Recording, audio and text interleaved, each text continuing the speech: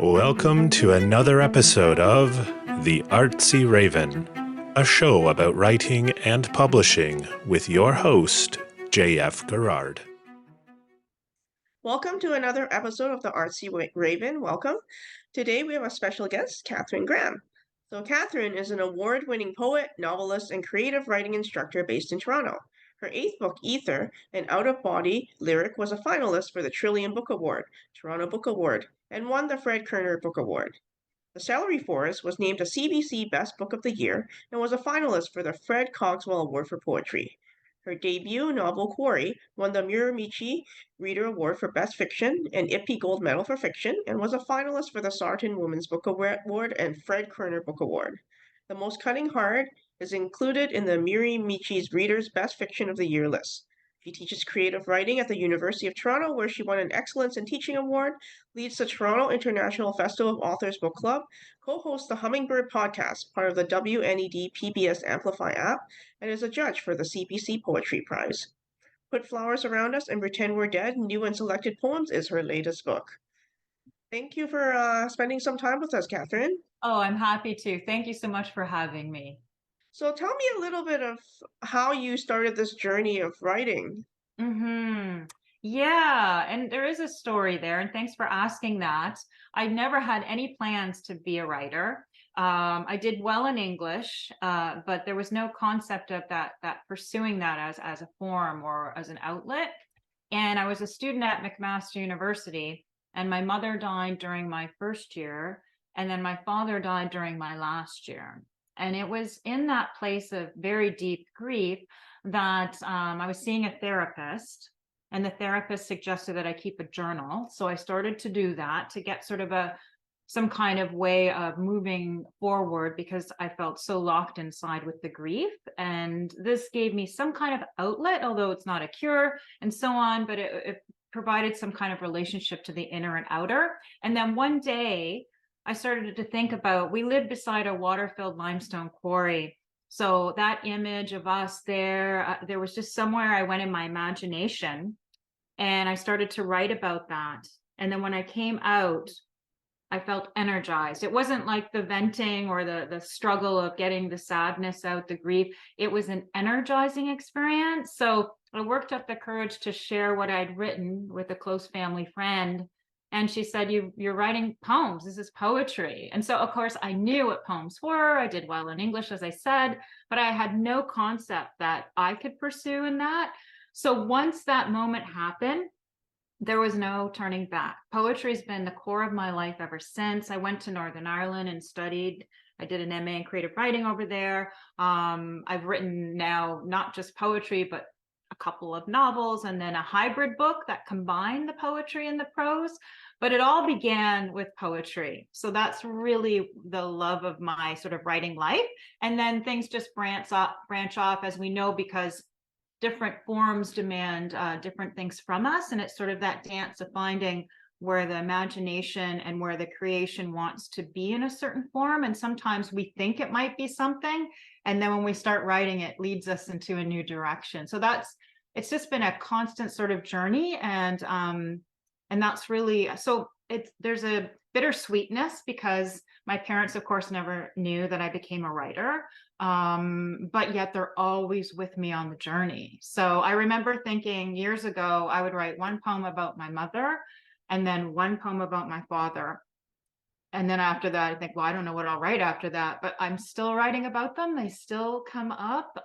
So that's been fascinating too, because I teach creative writing, and I always share this with my students. If you feel energized by something, or you feel that there's a pulse in something there, to follow that pulse and see if you can bring it to life through your words and through your form, because there's clearly something you still need to address there, and that's exciting.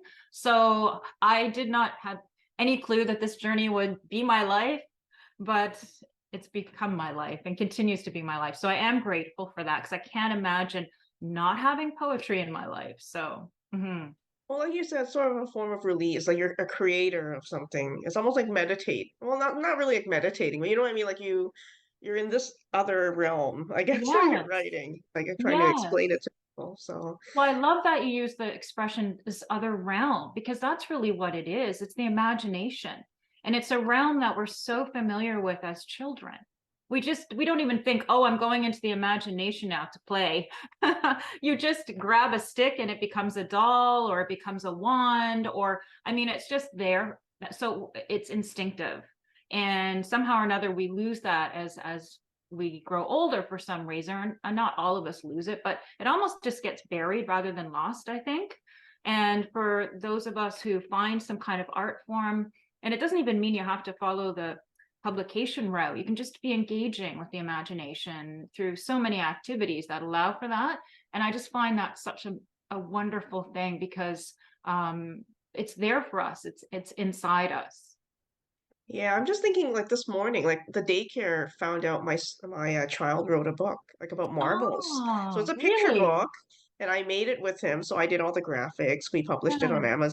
It's a book called I Am a Marble. I mean, not very original, but it's about a marble. So I thought, oh, okay, daycare. Why don't I bring a copy in? And this morning they were just sobbing and sobbing on the way to school Oh, because I was like, why are you sobbing? They're like, oh, the kids are gonna laugh at me. It's a picture book because it was oh, written a few years ago when they were yeah, into picture books. yeah, And I was like, don't be scared. Like you should be proud. You accomplished this. But easier said than done. So I think it's yeah. almost like he's like they have crossed this point where they're aware of other people, like when they look at their Yes, writing. but it's And it well, is it's a scary thing. Yeah. and there's where the judgment comes in, right? Yes. Yes. And being seen in a way that's not positive. So that's again, I think what all artists also struggle with is having the thin skin to receive what we need to receive, and then having it tough enough to deal with that, because criticism does come, judgment does come. It's part of being in the journey of life, and it's then trying to sort of find that space to accept what is helpful and to ignore the rest. Now, how did you start publishing? Like writing is one thing, but did Yeah. you seek out journals to publish your poetry? Is Yeah. that how it Yeah. started? Yeah. Well, I guess that I did. I mean, there was such a direct sort of connection to when I began the journey to then when I did the MA in Northern Ireland. So my journey really began overseas. And I was very influenced and continue to be influenced by the Northern Irish writers, the UK writers, Irish writers.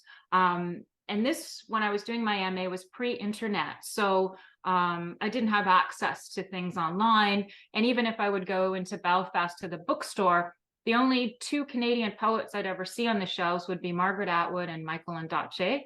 I mean, two amazing Hmm. writers, but not like all the other poets that are out there. So so it was interesting. So that's really what fed my journey as a writer. And actually, I love the aesthetic of what many of those writers do overseas too. I have a Celtic background, Scottish and Irish, so I think there's just an affinity there and almost like a homecoming for me going overseas, even though I was born in Canada, my heritage is from there. And then so when I did come back to Canada, I was really starting over, even though I was a Canadian poet. I didn't know any Canadian poets, so it was a journey of then going to bookstores and looking at the shelves and seeing who the Canadian poets were, and then of course many have become friends, and it's shifted now. So yeah, it's been interesting to sort of start over there and then come back. But now I've been here for so long, and actually I'm going to be going to Northern Ireland to do some readings in late August, early September. So I'm really excited to be going back and doing some readings, and I'll be reading from this book, Put Flowers Around Us and Pretend We're Dead. I guess it's just over a week old now. So Wow, fresh. yeah, it was launched not this past Tuesday, but the Mhm. follow like previous Tuesday. So yeah, I guess it's what, 9 days old. So it's still a little wailing baby, I guess. Now, were your parents born in Ireland or? No, it would have been that by my on my mother's side, it would be like a great grandmother situation, and they came from the Isle of Mull, and they settled in the Owen Sound region. And then on my father's side, there's Irish that came over. So there's generations here now in Canada, but if you go back, that's where we came from. Oh, I think that's wonderful. I think over time people sort of lose track of their, where their ancestors came from. And I mean, language is one thing, but Yeah. just even remembering, Hmm. because sometimes my husband's family, I think they're Scottish, English, but they Oh, seem to have sort of, what I mean? They've lost, yeah. like the culture isn't there anymore. Like they're like, we're Right. Canadian, but at Yes. one point it was something different. So very Yeah. interesting. Well, and that's the other thing too. I mean, there. I think labels are always tricky because I think at the end of the day, we're all humans and we Of belong to course. the human tribe, right? Yeah. Yeah. So, but Yeah. place I think is really interesting where we come from because I know for me that landscape and the natural world really feed my work, and so and the way that I felt in a place that I'd never been, but yet my ancestors had been. So there was something about being actually in the location of a place that your family came from that had other, when you talked about the other realm, I mean, I felt that at times. So that was really That's wonderful. interesting as a writer. Yeah. Now, was it difficult getting published, like when you were first publishing? Yeah, it's never an easy thing. It's not like a door opens and says, "Come on in." I mean, it's a lot of starts and stops and growing and thinking you're not growing, but you're still growing. So, and then because I was working on the MA, that was my focus. So it wasn't necessarily working on putting poems out there. I was working on completing like a manuscript within for the like a small manuscript, which then actually became my first chapbook, The Watch. So those first poems from my MA ended up being in a publication. And then during that time, some of them did find a home in various literary journals, and some in Ireland, Northern Ireland, and then and also Canada. But with every acceptance, there's rejections. Yeah, there's a lot of rejection. Yeah. It's just, and then you get set back a bit and you find your way again and you go forward, and then so it's just small steps, and then all of a sudden bigger things happen, and then small steps and nothing happens. And but I think for me it's just really about, I have to write, I love it, I want to grow, and sometimes those rejections help you sort of see things that make you grow in a way that you need to. And sometimes those rejections don't mean anything, it just means your poems didn't fit a theme, the editor was having a bad day. There's a randomness to it too. So it's just trying to sort of keep your pathway going and finding, and at the same time too, I mean, it doesn't mean we have to keep going. I mean, it's an individual journey, and some people who are pursuing it might think this isn't for me. I don't want to continue with this. I think you have to have the passion buried in there to continue even in the darker times, and it has to matter to you. And if it doesn't, that's okay too. But I knew it always did matter to me, and I did want to continue to grow as a writer. So that was really the key that kept me going. Do you have a new project that you're working on? I mean, your just book just came. Are you taking a break? Yeah, No, yeah. no And breaks. Okay. I am actually, I'm working on new poems, and so that'll be towards the next book eventually. And I'm just allowing myself to move into different places with themes that are coming up and subject matter. Because I often find if I look back at all my books, there's one key poem or something in there that leads me to the next one. And that's kind of happening right now. I won't reveal more than that because I'm still finding my way, but definitely in a place where I feel something's happening and moving forward. So I'm excited about that. Yeah. Now, some of the listeners on the show are working on their own pieces of writing. Do you have any advice for them? Well, I mean, as we know, there's so many different types of writing. So I think part of that then is um, to keep reading. And if it's even a form that you're following, let's say it's a novel that you're working on, I'd also advise people to read poetry. I feel like poetry is kind of the secret sauce for writers. And even if they aren't publishing poetry or writing poetry, as readers, they'll find things that poets can do with language that they can bring to their prose. And I know I've taught many years now, U of T Creative Writings, the School of Continuing Studies, Halliburton School of the Arts, taught at Humber, Sheridan, McMaster. And I know too that writers who don't even go to publishing poems, having been exposed to poems, it's just made them stronger writers. So that would, I feel like that's kind of the, and then of course, often what happens is people start playing with poetry and then they shift from writing novels to poetry because they love it so much and they didn't even know they loved it till they gave themselves that space to do it. I've seen that happen as well too. And now you've taught at so many schools. Like among your best students, do you have any traits? Do you think they have any traits in common? I think again, it goes back to persistence. It's really can have a lot of talent, but if that passion and drive isn't there, it can't follow through. Because a lot of it is also then following through with things. We know deadlines are very helpful. We know that we have to sometimes push ourselves to say, I'm going to submit 3 things this month or 1 thing this month, and then going to do that. So there's different aspects of being, there's the writer and then there's the author. And there's that sense of the journey that's safely internalized and that you work on privately. And then there's the public one. And that can also be, I was reading at the Art Bar just the other day. It's a Toronto reading series for poetry. And one of the longest running series in Canada.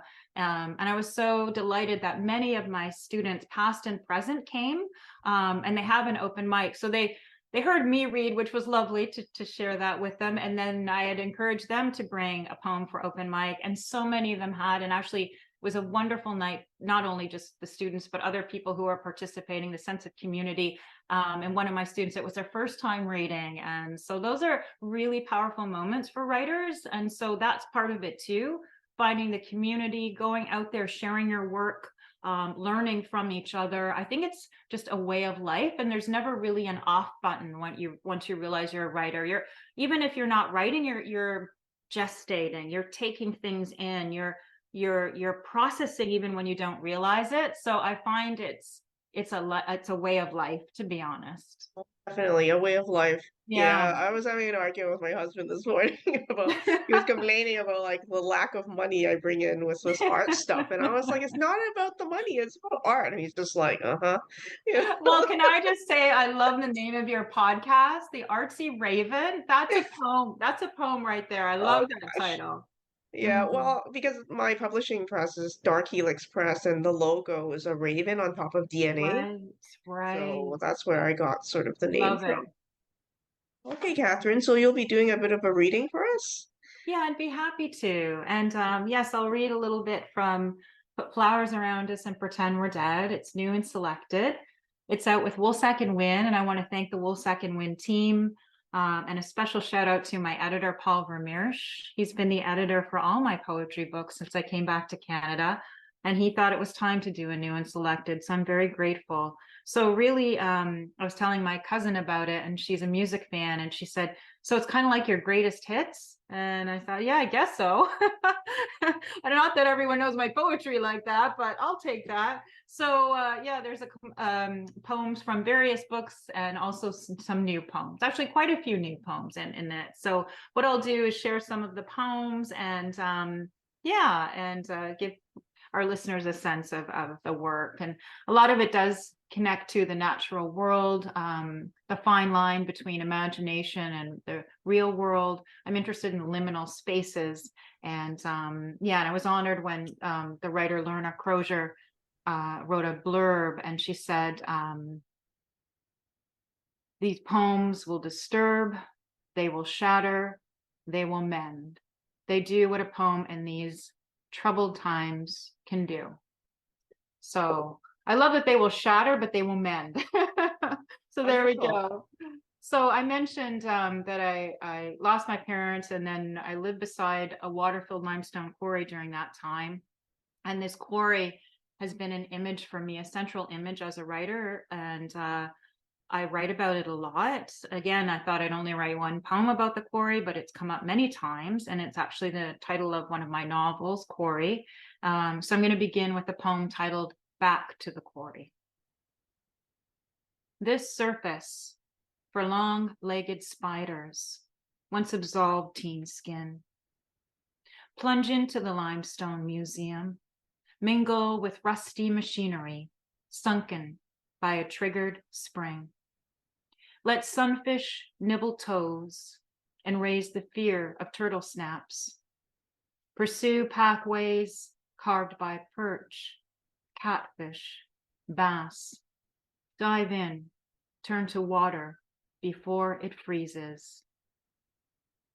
And I'll just say, dive in, turn to water before it freezes is actually the beginning of the novel. So I was saying earlier, sometimes there's something in one work that then leads to the next. So it's interesting. In some ways, I feel like I've written one long piece of writing. And this next poem is inspired by a quote by Tilda Swinton. And she said this when she was asked, "Where is it you would like to be buried?" And Tilda said, "In a shallow grave of sand, done up to the nines, in a huge flowery chiffon dress, stretched out like a sail on a beach in the Hebrides, pecked to pieces by birds." So I had this written in my notebook for the longest time, and I knew something was there for me as a writer. And eventually then what happened was then this quote became embedded within this next poem that I'll share with you, and you'll hear those words. And the poem is titled "The Buried." The breeze soothes the summer's burning as it lifts off the lake, but the hot sand holds the white heat, so we burrow our toes to find the cooling. Bury me in a shallow grave of sand. I lie back and you shovel beach over my pale body. I let the itch of it enter me. It's as if 1,000 insects have taken free rein and clothed me in their stings. I am dressed up to the nines now, a level away from all that I once knew. Ahead, but when I close my eyes, I become the buried. A cloud passes over in a huge flowery chiffon dress, and the sand is the smell of my new skin. The grainy case of my lungs pumps through homes of crabs. I am the sound of the underneath, stretched out like a sail in a photograph.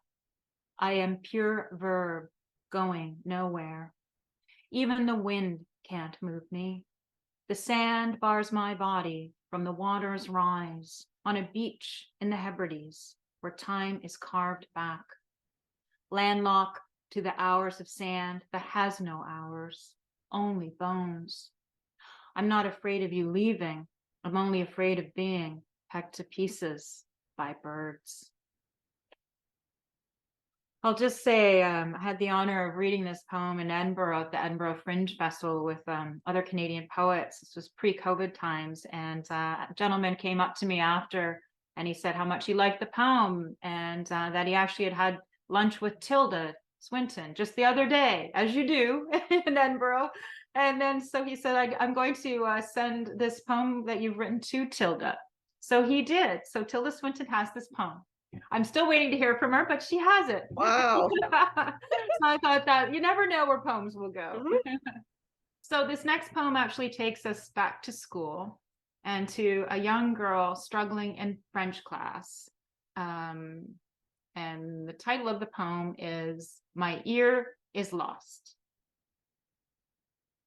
My mouth won't ooh the way Mademoiselle wants it to. Ooh, ooh, ooh. Her face bullets to a freckle. I taste her stale croissant on my tongue. Tears take over. They talk for me, sobbing the wrong vowel.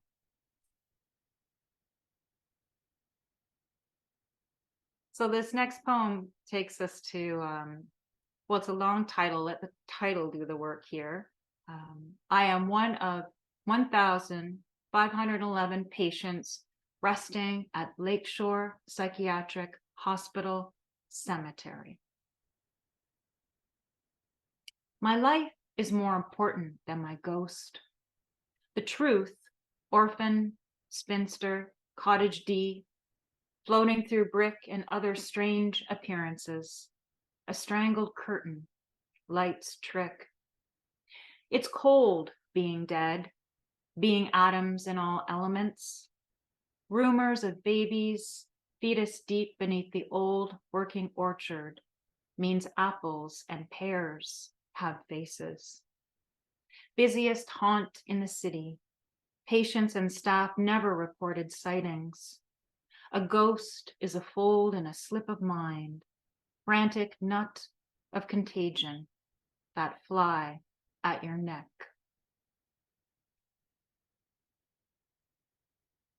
So again, going with the real and the imagined, this poem is titled, Consider the Scythian Lamb. We reason about unreasonable things. The ratio of a hippogriff's wings to its body, if it can fly. If the Yeti is more likely than elf to exist when we know they both don't. Consider the Scythian lamb. Seed breaks through, roots stalk their slow crawl into green networks towards the nourishing air, lengthen with sun's ease. Out climbs a lamb, hooves made of parted hair.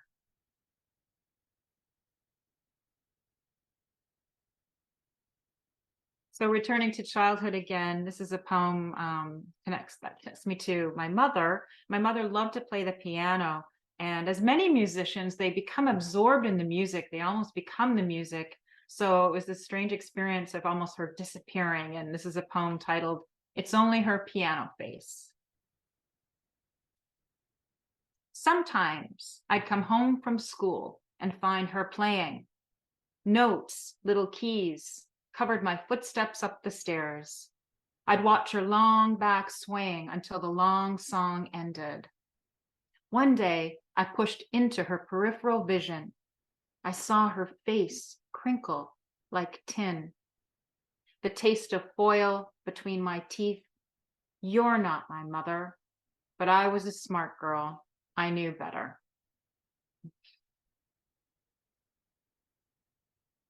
And I'll finish with this poem. It's titled, There is a Stir Always.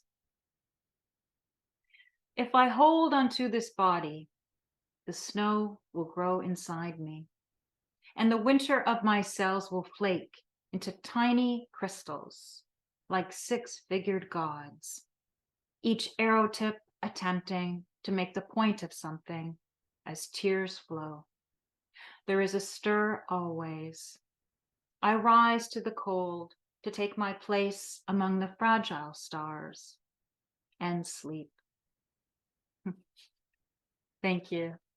Oh, very lovely. Now, before I let you go, let me tell me a little bit about your podcast and when people can listen to it. Oh, thank you. Yes, it's titled the Hummingbird Podcast, and I co-host it with fellow writer and friend Jessica Outram. And so all they have to do, listeners, is just Google the Hummingbird Podcast. We have a website, and then it will direct them to various places that they can listen. And we have lots and lots of episodes. It doesn't even matter of a certain order. We kind of go into a portal. So if anyone sees sort of a topic that they're interested, our last one was Summer with Rilke. So both of us are Rainer Maria Rilke fans, and we love Letters to a Young Poet. So we talk about that.